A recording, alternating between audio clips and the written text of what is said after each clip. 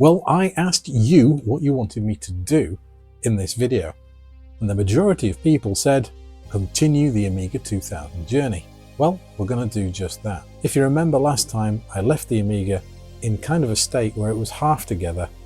The CPU slot had a problem and that needed replacing. I discovered that the amount of heat coming out of the hard drive was ridiculous. I'm hoping to get the Amiga 2000 back together. But I encountered another problem. On fiddling about with it, the power supply now appears to have died. I've already done some diagnosis and teardown, so let's dig into the power supply and see where we end up. As you can see, this power supply I've done some work on, and that's because I was simply going to replace the fan with this quieter one. In doing that, I didn't test it before I started, but it definitely doesn't work now. I've replaced one of the caps that looked a little bit suspect, but it still is very much not working.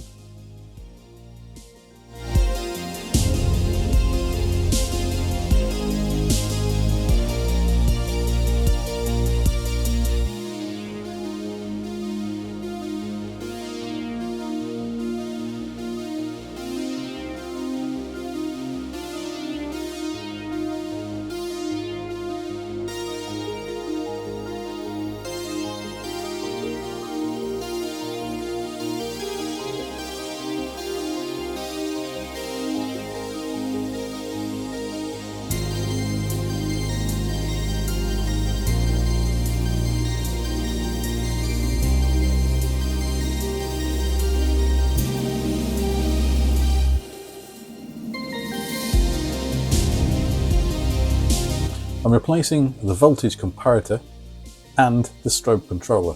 These are relatively cheap items, they don't cost any more than a few pence. So replacing them is no big deal. So I'm just putting sockets in, putting new ICs in to see if that solves the problem.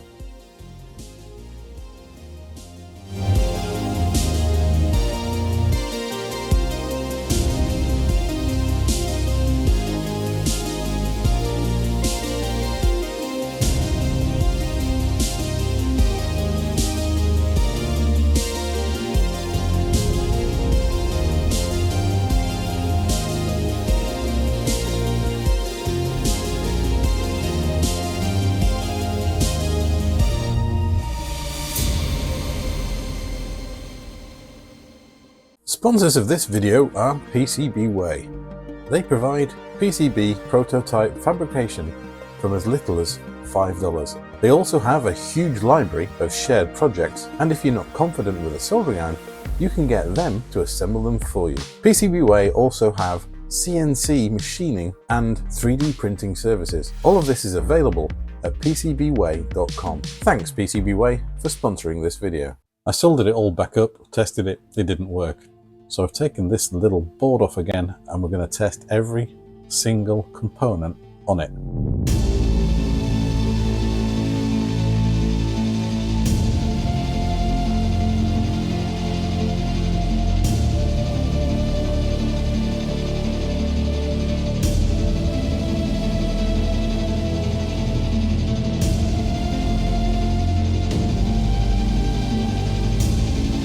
This, again, had absolutely no bearing on the problem. I'm not making a huge amount of progress, so I decided to recap the entire power supply.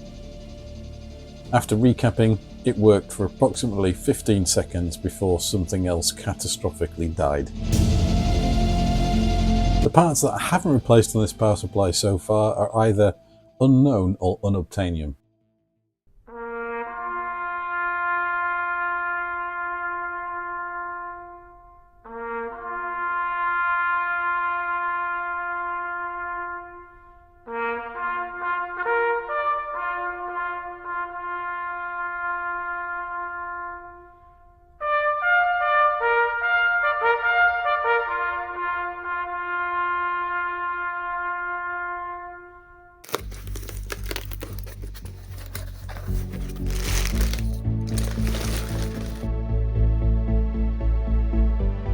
This Compaq HB146SNQ power supply is an ATX power supply of a rare proportion in that it actually has the -5 volt line, and size-wise they're almost identical to the Amiga 2000 power supply.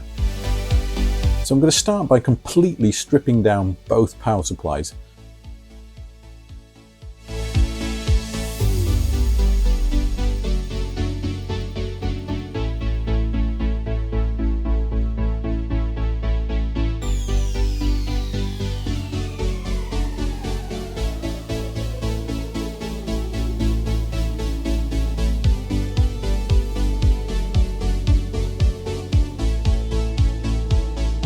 Because the Amiga 2000 power supply is in fact factory set to 230 volts, I'm going to do the same to this ATX power supply.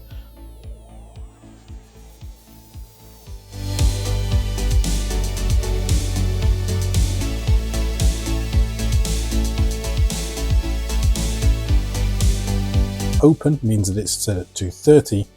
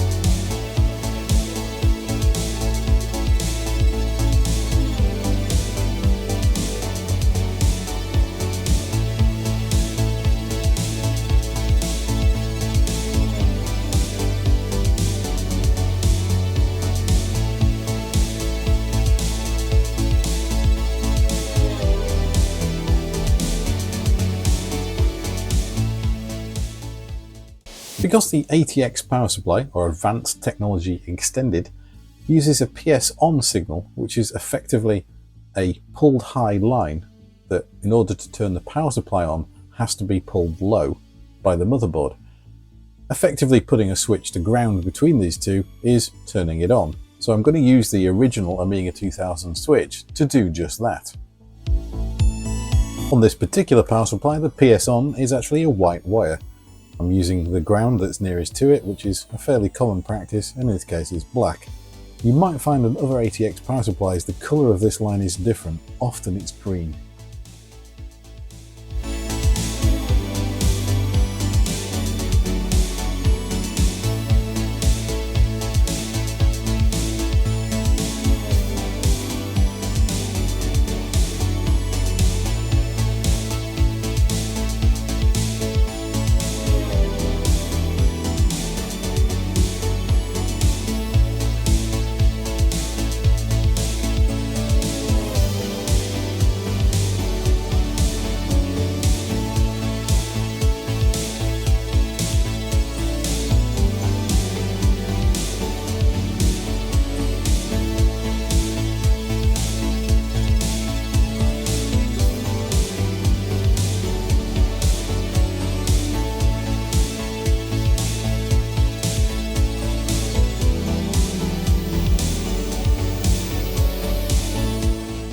Now it's testing time!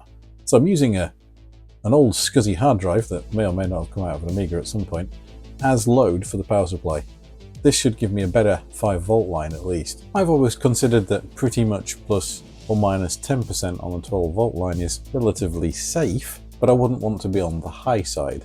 11.24 is a little bit low, and some people would probably argue in the comments with me that this power supply is on its way out, and maybe it is. The main thing is that the 5 volt line is bang on. Well, that's this power supply all buttoned up with some nice new hardware, because some of the screws were getting a little bit gnarled, given the number of times I've had to take this damn thing apart.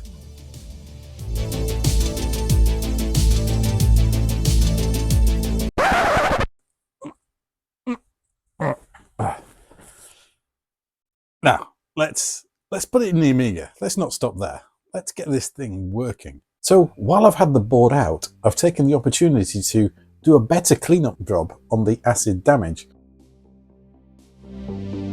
I also need to replace the battery. The one that's in it is one I found in another motherboard. I've gone to the trouble of putting the battery holder in. It would make sense it actually has a battery with some power in it.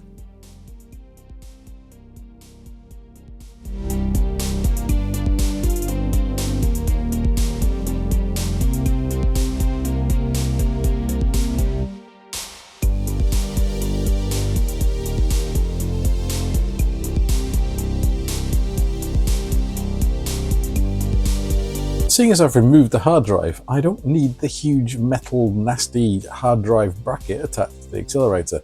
I'm replacing this with a 3D printed backplate provided to me by my sister.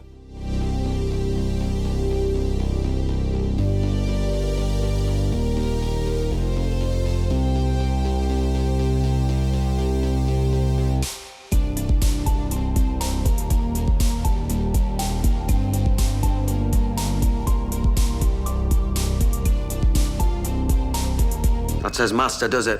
Well, I should really change that to Petit Diablo.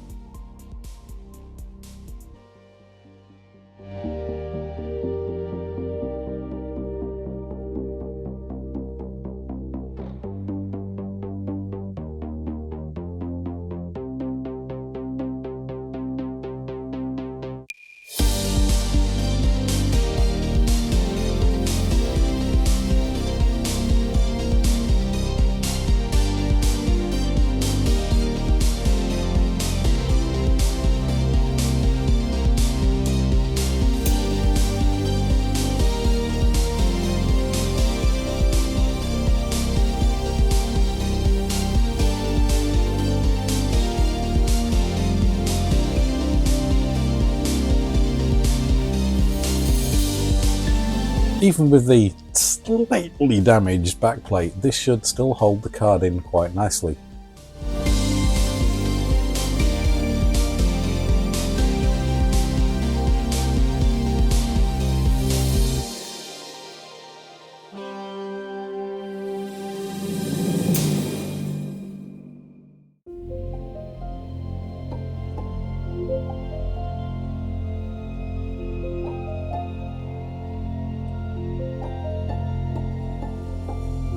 Okay, test kit can see the accelerator okay, so let's get a keyboard hooked up.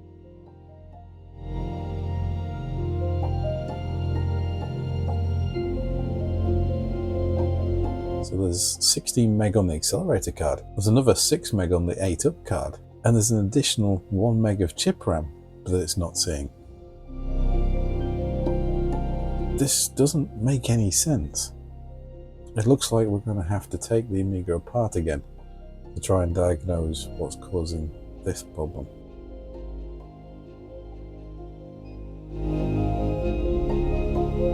So I started looking at this, and we've definitely got a problem. So if I come down here, 33, 34, 35, 37, 38, 39, 40, 41, 42, 43, 44, 45, 46, 47, 48, which is address 20, I think, is attached to 21. Which isn't a good thing at all. We've got a short across 2 address lines, and we can see the same thing on Gary. The same 2 address lines are shorted.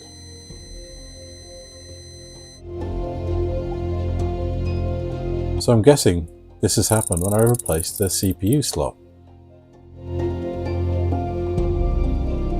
There must be a short on the back, or could be 2 lines are really close and I've bridged them. If you look here, there's a human hair width slither of metal joining the 2 pins together. And this actually looks like it's something that's shaved off the pad or the via when I've been removing the socket originally.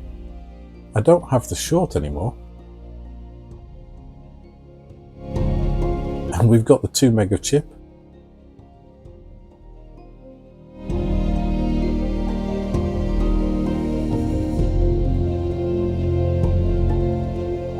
Six mega fast, and we can see all the Zorro boards. Now we've got a slightly different problem with the output from the ZZ9000. And don't forget, I don't have a tick signal anymore, so this is jumpered with the signal from Agnes.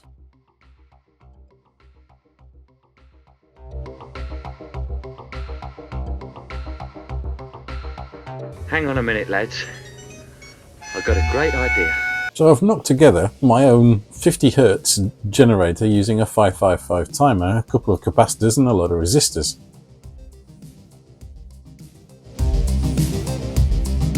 It ain't pretty. The question is, does it actually work?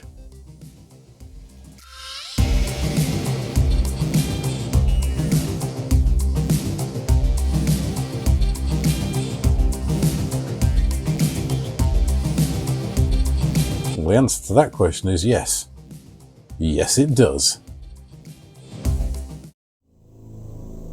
And just to prove that, let's have a look at the intro to Lotus 3, the ultimate challenge.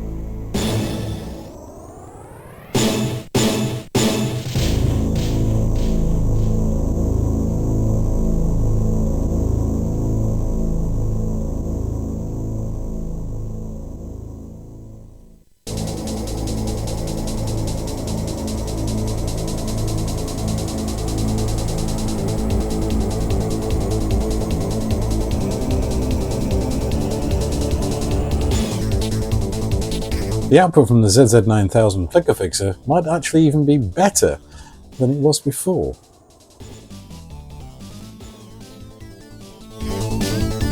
Well, thanks for watching, and maybe try this next.